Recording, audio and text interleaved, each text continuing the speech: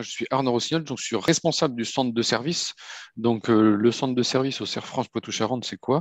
Donc c'est la partie qui, chez nous, à la fois représente l'assistance technique aux utilisateurs, qui soient des utilisateurs internes, 700 collaborateurs, je le redirai tout à l'heure, ou qui soient des clients. Et on fait aussi l'assistance informatique à nos clients qui utilisent nos solutions de comptabilité ou autres.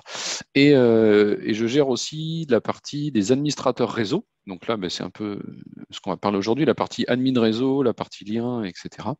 Et j'ai aussi une casquette de chef de projet ben, sur les projets on va dire, qui concernent l'IT dans l'entreprise. Très bien. Donc, Donc au niveau de l'entreprise, donc le secteur, donc expertise comptable, oui, donc là, 700 donc Serre France, collaborateurs. voilà, Serre France Poitou-Charentes, c'est quoi? Donc société, donc on fait principalement de l'expertise comptable et du conseil. Alors le conseil, ça peut être du conseil aux sociétés, ça peut être du conseil comptable, du conseil fiscal, du conseil patrimonial, juridique, social et informatique aussi, il ne faut pas l'oublier. Donc voilà, donc on a aujourd'hui 700 collaborateurs sur donc le Poitou-Charentes, 4 départements, Charente, Charente-Maritime, Deux-Sèvres et Vienne, pour ceux qui ne connaissent pas. Donc 700 collaborateurs qui sont répartis sur 34 agences disséminées dans le territoire pour être au plus près de nos clients. Donc sachant ben, voilà, quels sont nos clients pour les gens qui ne nous connaissent pas, Serre France. Donc nous, on a une clientèle qui est basée quasiment sur les TPE, PME, à 60% agricole, ça c'est notre histoire, et après à 40% dans l'artisanat, le commerce, le service et les professions libérales. Donc voilà, on n'a pas de société énorme dans notre clientèle. Par contre, on a beaucoup de, voilà, de TPE, PME locales où on les accompagne avec toutes nos compétences. Donc aujourd'hui, ben, voilà, on va en parler après. Toutes nos agences sont en train de passer en SD-WAN. On a 700 collaborateurs en communication unifiée, c'est-à-dire qu'on utilise avec Blue justement une solution de téléphonie à la fois softphonie et téléphonie fixe complètement unifiée, centralisée, dématérialisée. Et on a aussi 250 collaborateurs qui ont un téléphone portable professionnel où on a mis en place, on est en train de mettre en place la convergence fixe-mobile. C'est-à-dire, quand on dit convergence fixe-mobile, c'est vraiment qu'avec leur outil mobile, ils puissent répondre à leur téléphone fixe, passer des appels, qu'ils retrouvent la même interface et voilà, qu'ils aient vraiment un outil unifié pour toute la partie communication, un seul répondeur pour les deux. Enfin, voilà, plein de petits outils qui sont bien utiles pour faire gagner du temps au quotidien. Juste une petite aparté sur les 700 collaborateurs, la répartition, elle est plutôt homogène ou on Alors en a 100 moyenne, par-ci, 100... non, voilà, en moyenne, la répartition, on a des agences, on va dire, en moyenne d'une vingtaine de personnes. Ça, c'est nos agences de territoire. Et puis après, on peut avoir dans chaque département, on a une agence un petit peu plus grosse, où là, on va retrouver, parce que dans nos agences, on a surtout des comptables et des conseillers, et dans l'agence qui est un peu plus grosse dans chaque département, qui peut représenter entre 50 et 70 collaborateurs, là, on va retrouver un service juridique de proximité, un service employeur de proximité, des conseillers informatiques de proximité. Voilà. Donc globalement, agence de 20-25 personnes et puis 4 agences un peu plus grosses dans une par département, vu qu'on a 4 départements. On va avoir des services tournés vers le client, mais plus transverses, que sont le juridique, le social, des choses comme ça. Ouais, c'était la question juste après, c'était les profils justement de ces effectifs. Donc on est plutôt sur des postes transverses, relations clients. Voilà, les profils d'effectifs hein, sur les 700 collaborateurs, on a à peu près 400, 420 comptables, parce que c'est notre cœur de métier. On doit avoir une centaine, un peu plus, 100, 150 conseillers. Donc là, c'est des gens qui vont conseiller des créations de sociétés, conseiller des changements des changements d'objectifs et qui sont là pour conseiller les clients sur ce qu'ils doivent faire, ce qu'ils ne doivent pas faire, des conseils fiscaux. Et après, ben, on a comme beaucoup d'entreprises, on va dire, je sais pas, 100, 150 collaborateurs sur les services supports que sont du juridique interne, du social, du service administratif financier, du système d'information et du RH. Voilà. Au sein du système d'information, oui, pardon, vas-y, Reda. Allez-y. Moi, je disais, au sein du système d'information, on a à peu près 25 collaborateurs, donc répartis en plusieurs catégories. Donc, collaborateurs qui vont être tournés vers l'interne, donc N1, N2, on va dire, des techniciens plus d'admin réseau, il y en a 7. On a une équipe études et projets qui intègre des logiciels, fait des développements, ils doivent être 5-6 à peu près. Et après, on a une équipe tournée vers la clientèle, où on a 5 conseillers informatiques qui font à la fois de la vente à nos clients, pas de lien, on concurrence pas Blue, mais plutôt de PC et de solutions pour gérer leur entreprise. Et après, pareil, on a 3 personnes à l'assistance côté client pour les aider, les accompagner sur les usages de l'informatique et des logiciels qu'on leur fournit, de comptable, de caisse ou autre. D'accord. Sur les 250, j'imagine que les 250 en convergence, c'est ceux qui sont plutôt des sales, des commerciaux qui sont en itinérance, qui se déplacent beaucoup. Voilà, c'est ça. On a surtout les fameuses qu'on disait tout à l'heure, on a des conseillers. En fait, ceux qui sont à peu près 100-150, qui se déplacent beaucoup, qui vont négocier sur le terrain, qui se déplacent beaucoup, qui sont mobiles. Donc, ils servent aussi de partage de connexion en mode modem sur ces téléphones-là. Avec Blue, on a un forfait mutualisé pour l'ensemble des personnes, donc ça s'équilibre en fait entre ceux qui utilisent peu, ceux qui utilisent beaucoup. Alors qu'avant, chez un autre opérateur, on avait des forfaits figés, et donc certains les dépassaient jamais, d'autres les dépassaient tout le temps. Donc voilà, c'est assez confortable. Très bien. Si on rentre un petit peu dans le détail du besoin, du contexte initial, la problématique que vous aviez au départ avant de partir sur du SD-WAN, quelle est-elle? Alors la problématique qu'on avait aujourd'hui, donc on a effectivement la chance d'avoir des agences un peu disséminées dans tout le territoire, mais qui dit dans tout le territoire d'un département, il y a des agences qui sont un peu en campagne, on va dire, ce qui est très agréable, mais en fait on avait de temps en temps des coupures qui pouvaient durer une journée, 2 jours, 3 jours, sur des liens, malgré qu'on était en lien professionnel, on n'était pas en ADSL, on était en SDSL Pro, mais il y avait quand même des coupures, des pertes de qualité. Ça, c'était un des premiers besoins. Et après, on avait une autre problématique qui était qu'on est utilisateur d'une multitude d'outils qui sont que vous connaissez sûrement, qui sont des outils du type Teams, du type Zoom, du type des choses comme ça. On utilise des outils en mode SaaS, on utilise des outils en mode bureau à distance, en mode client riche. Et donc, en fait, on avait beaucoup de mal à prioriser ces flux dans les tuyaux actuels. C'est-à-dire qu'on faisait de la priorité par port, éventuellement, par IP, mais un peu compliqué. Et du coup, on avait un mauvais ressenti utilisateur avec des lignes qui pouvaient être vite saturées par des usages pas forcément non professionnels, mais par des usages non prioritaires, on va dire. Et donc ça nous posait aussi un gros problème. Donc en fait, effectivement, l'objectif où on est parti et qu'on a voulu mettre en place, c'était d'avoir déjà une sécurité de connexion, parce que nos salariés, s'il n'y a plus de connexion, ils ne peuvent plus travailler. Donc quand vous avez dans une agence 25 personnes qui ne peuvent plus travailler, eh ben, c'est compliqué à gérer déjà, parce que voilà, ça remonte, et c'est compliqué à gérer parce que les gens ils perdent du temps, et après ce temps-là, c'est dur à rattraper. Donc l'objectif, c'est de bénéficier d'une triple connexion.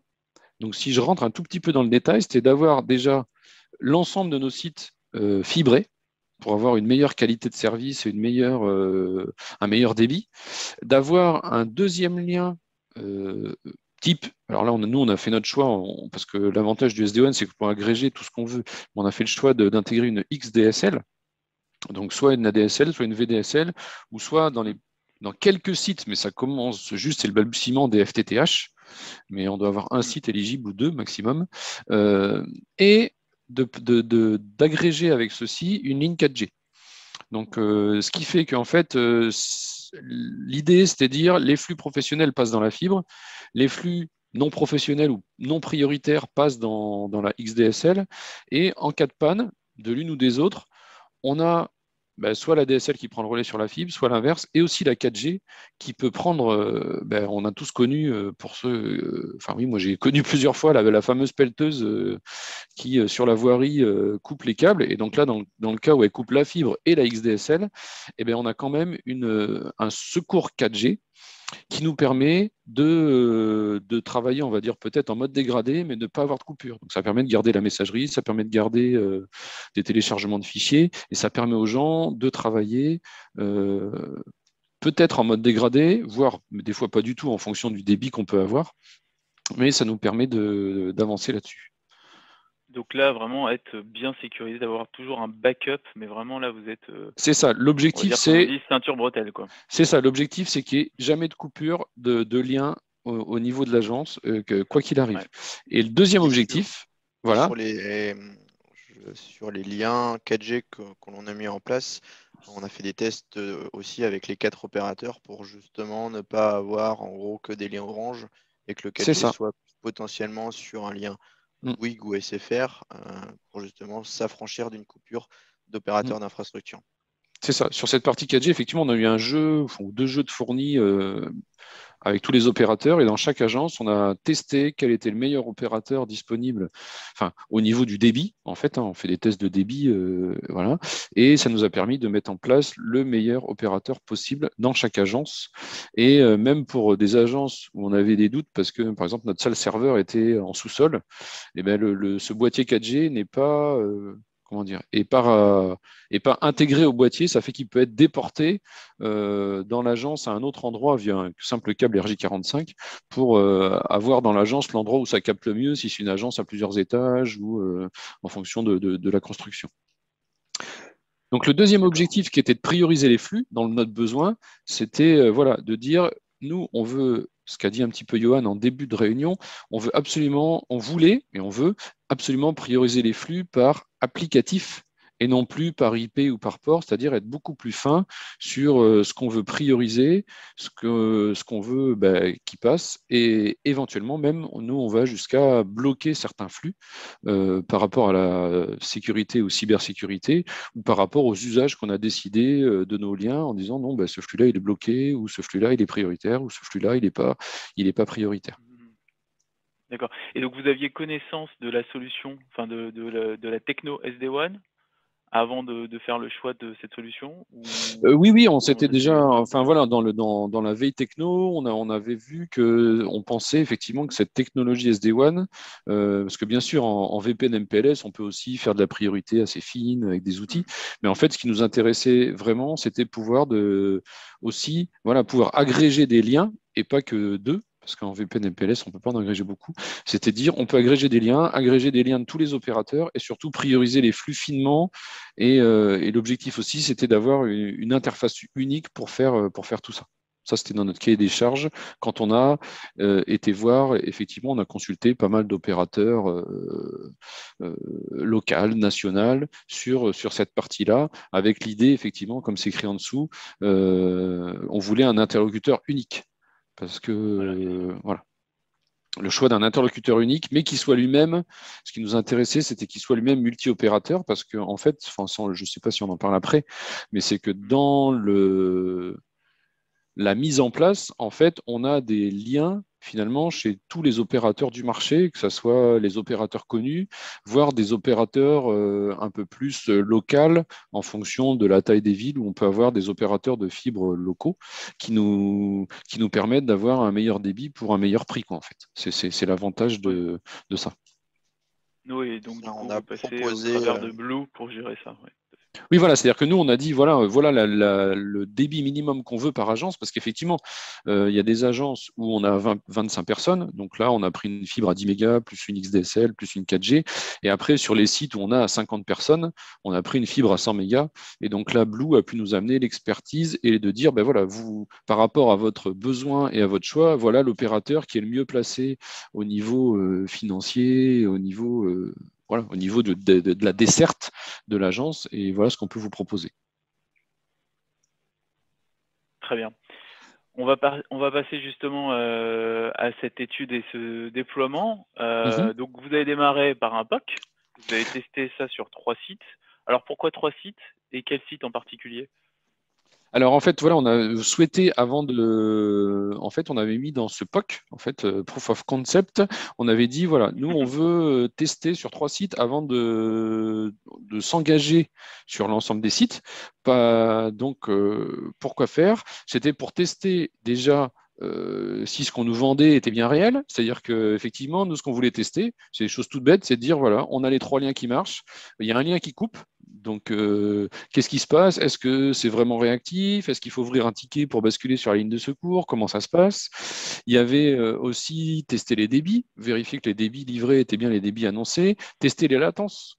C'est-à-dire tester les latences sur les différents liens, tester la priorisation des flux pour voir si on pouvait bien prioriser et faire ce qu'on voulait et être maître et maîtriser ces outils. Donc c'est pour ça. Donc on a fait un POC en fait sur 3 sites, donc 2 agences classiques, on va dire d'une vingtaine de personnes, mais dont une qui avait un service juridique, donc qui était un peu plus différente, et un 3e site qui était, comme j'ai dit tout à l'heure, un des 4 sites, un par département, où il y avait une cinquantaine de personnes, pour avoir un site plus gros et voir tout cet aspect montée en charge, migration, etc. Donc, on aurait souhaité faire l'époque plus vite, mais le Covid nous a un peu ralenti. Donc, on a fait ces POC au mois de juillet dernier, je crois. Ça fait un peu plus de 8-9 mois qu'on a fait ces POC, qu'on a laissé tourner pendant un mois. Et donc, les POC nous ont permis de valider les temps de latence, les pings entre sites, et aussi de valider. Là, je peux vous faire un retour d'expérience que voilà, les tests qu'on a fait, c'est qu'on prend le câble fibre, on prend le câble ADSL, on les débranche et on voit est-ce que ça bascule bien sur la 4G. Donc là, pour avoir un retour d'expérience, c'est quand on débranche un câble, on perd un ping. Voilà, on perd un ping et hop, c'est basculé sur la 4G. Voilà. Et quand on rebranche, ça rebascule. C'est un système complètement automatique, pas de ticket à ouvrir, pas de manipulation à faire. C'est complètement automatique. En fait, il bascule sur le lien qui reste. S'il reste de la DSL et de la 4G, il bascule sur les deux. Mais c'est complètement automatique et paramétré pour que ça fonctionne automatique. Et après, dans ce POC, on a pu aussi valider les performances de nos outils. Parce qu'on voulait justement, l'idée c'était de dire, on voulait que aujourd'hui on voulait un minimum, on avait des SDSL 4 mégas, minimum doubler les débits. Donc on est passé sur des fibres à 10, là où il y avait des SDSL à 4.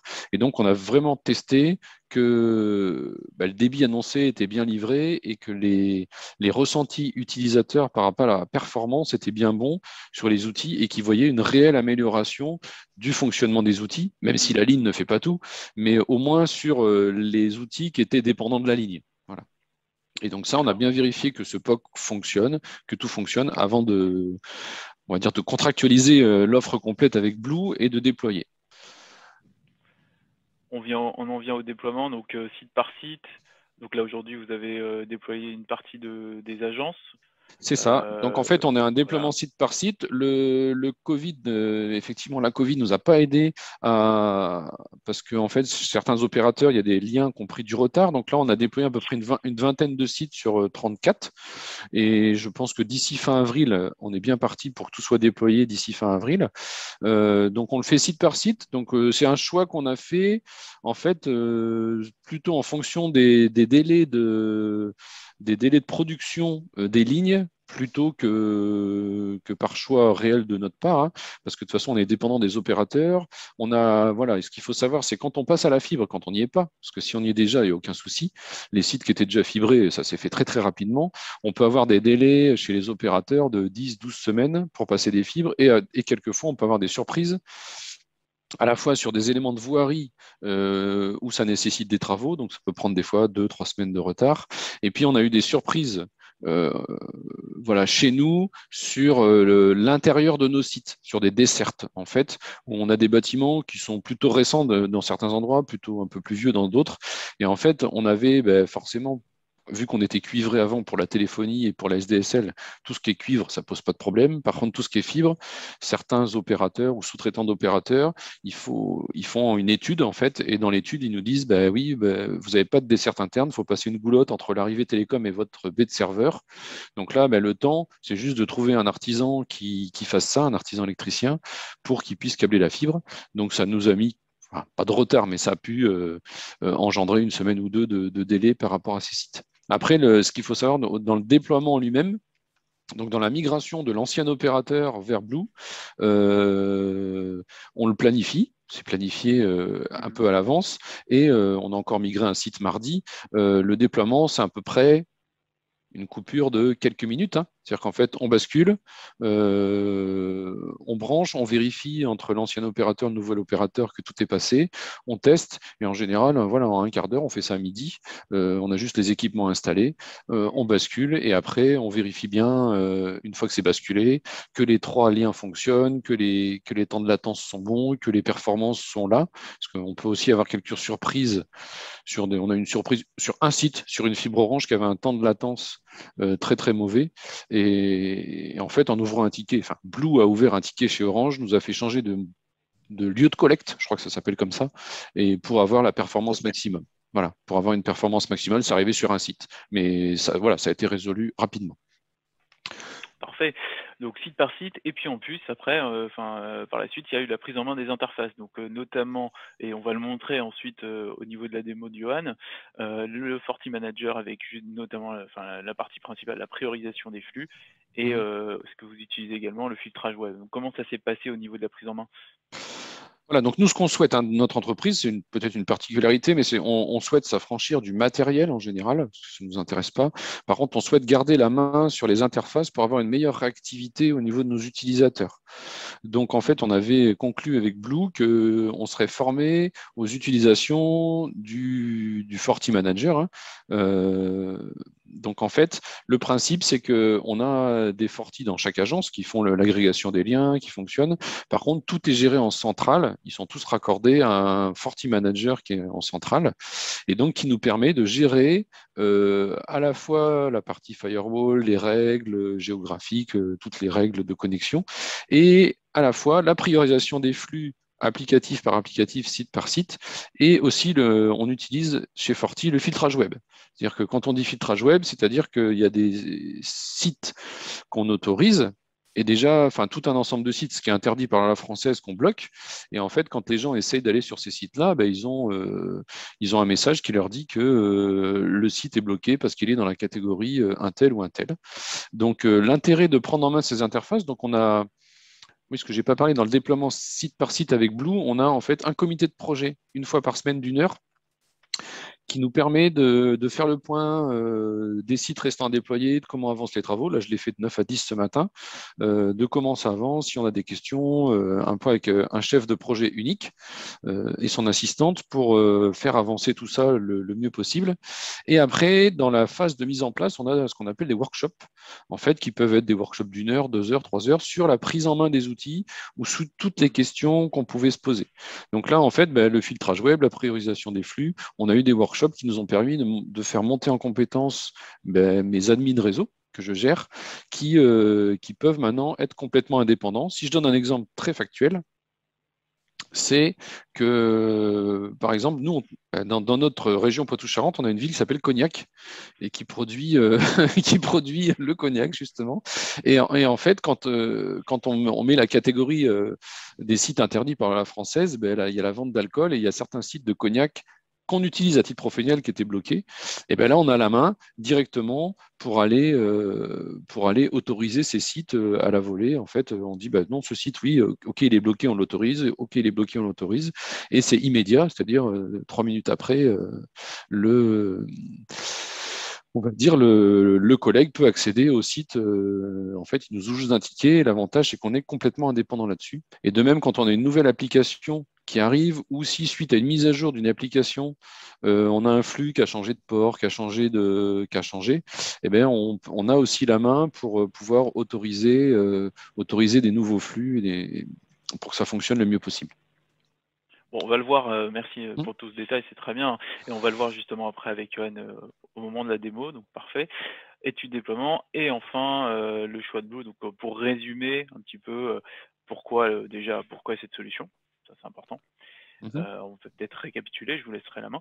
Et puis ensuite pourquoi Blue. Voilà. D'accord. Donc, pourquoi on a choisi Blue, effectivement, la solution vis-à-vis de la solution SD-WAN, qui était un incontournable dans ce qu'on voulait faire. Donc, nous, on l'a pris aussi, effectivement, parce qu'il y avait tout un aspect expertise Fortinet et d'avoir tout un ensemble avec Fortinet, ça permettait de gérer tout en centrale, d'avoir un déploiement plus simple et de pouvoir gérer beaucoup de choses plutôt que d'avoir des multi-outils. Et puis nous, voilà, voilà, le souhait, c'était d'avoir un opérateur multi-infra. Ça, on en a déjà parlé à la fois sur la partie des liens 4G, des liens fibres, etc., qui puissent vraiment prendre le meilleur de chaque opérateur pour être le plus efficient, efficace possible. Voilà.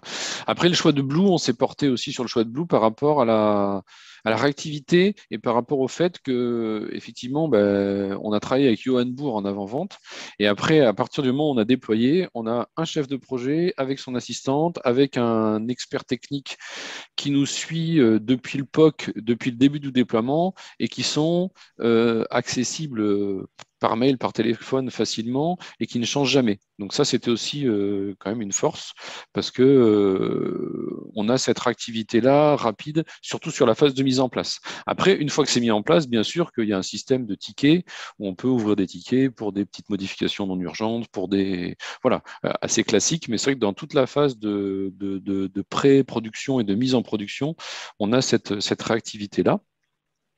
On a aussi ce qu'on appelle ce qu'avait écrit une offre mutualisée, c'est-à-dire qu'on a aussi mis, nous, dans le même panier, la téléphonie, qui permet d'avoir le même interlocuteur pour les deux. Et là, qu'on a mis en place, on va dire, à la fin du premier confinement, parce qu'on a signé vraiment qu'à la fin du premier confinement, et qu'on a pu complètement. Parce qu'en fait, à la base, on devait mettre d'abord le SD-WAN, puis la téléphonie. Et en fait, suite aux événements, on a mis en place d'abord la téléphonie, donc au mois de septembre-octobre, avant l'arrivée des lignes, mais ce qui n'a pas posé de problème parce que le système de téléphonie pouvait aussi bien marcher sur l'ancienne infra que sur la nouvelle. C'était complètement transparent. Et ça a permis que dès le deuxième confinement au mois d'octobre, chaque personne avait un soft phone disponible sur son PC et donc pouvait être joint à la fois par ses clients et à la fois par nous ou par son assistante sur la partie téléphonie, chose qui avait vraiment été pénalisant pour nous lors du premier confinement. Voilà. Et donc, oui, proximité des équipes, ce que je disais tout à l'heure, on a toujours un interlocuteur sur lequel on peut joindre en cas de souci ou en cas de question ou en cas de mise en place. Et c'est bien de souligner toute la partie téléphonie parce que la partie SD-WAN permet aussi de prioriser les flux voix. On n'a peut-être pas parlé tout à l'heure, mais il n'y a pas que les flux réseau data, mais il y a les flux voix que vous optimisez, que vous supervisez. Tout à fait. Alors déjà, nous, ça nous a permis sur la partie téléphonie fixe de faire d'énormes économies. On était sur un système, certes un peu archaïque, c'est-à-dire qu'on avait un standard téléphonique dans chaque agence, avec des téléphones physiques dans chaque agence, non mutualisés au niveau des interfaces de gestion et des choses comme ça. Donc, déjà, il fallait maintenir la technique. Aujourd'hui, on n'a plus aucun équipement standard téléphonique dans les agences. Donc, déjà, ça libère un certain nombre de contraintes. Ça gagne aussi de l'argent. Il n'y a plus de maintenance à payer. Il n'y a plus de standards à renouveler. Là, tout est centralisé chez Blue.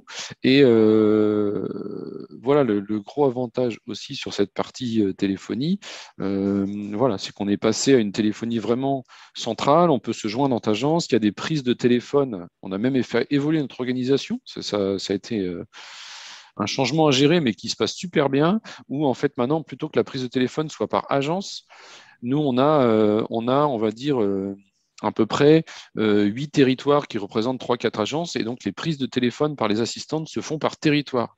C'est-à-dire si elle est déjà en ligne, ça bascule sur le territoire d'à côté, puis puis agence d'à côté, puis agence d'à côté. Et sachant qu'après, en un simple clic, elle peut joindre n'importe qui, parce que c'est un annuaire d'entreprise.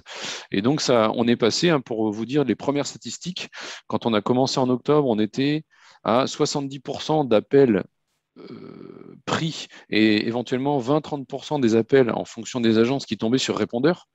Aujourd'hui, dans les agences, on a mis à peu près en place ça sur 6 territoires sur 8. On est à plus de 90% des appels reçus physiquement, qui ne terminent pas sur un répondeur ou qui ne sont pas abandonnés par l'appelant parce que c'est trop long, des choses comme ça. Donc là, on voit tout de suite ce qui a permis aussi cette nouvelle organisation de la téléphonie.